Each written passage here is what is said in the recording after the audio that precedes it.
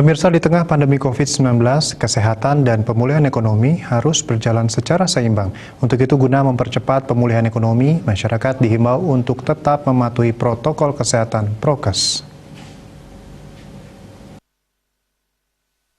Menurut pemerhati ekonomi Tuti Kusumawardani, penerapan protokol kesehatan secara disiplin dan konsisten merupakan suatu langkah yang sangat tepat dalam pemulihan situasi perekonomian secara nasional. Kesehatan dan pemulihan ekonomi harus dijalankan secara seiring. Menurutnya, pemerintah sudah membuat suatu kebijakan strategis yang sangat dibutuhkan untuk mendorong pemulihan perekonomian. Seperti halnya bantuan stimulus dari pemerintah, dinilai sangat membantu bagi para pelaku usaha. Di samping juga untuk mengantisipasi nanti munculnya klaster COVID-19 gelombang kedua. Jadi di sini saya berpikir bahwa kesehatan dan pemulihan ekonomi itu harus seiring. Ya, pemerintah dalam hal ini sudah membuat kebijakan-kebijakan strategis yang sangat dibutuhkan untuk mendorong pertumbuhan perekonomian.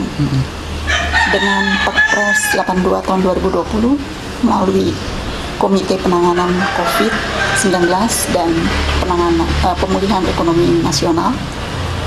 Di situ sudah dituangkan secara terintegrasi yaitu kebijakan strategis ini dengan tujuan adalah untuk mempercepat dorongannya terhadap pemulihan ekonomi sekaligus pertumbuhan ekonomi. Pihaknya berharap agar masyarakat tetap mematuhi peraturan yang dibuat pemerintah dengan senantiasa menerapkan protokol kesehatan sehingga mempercepat pemulihan di Indonesia dan Bali khususnya. Andika, Bali TV.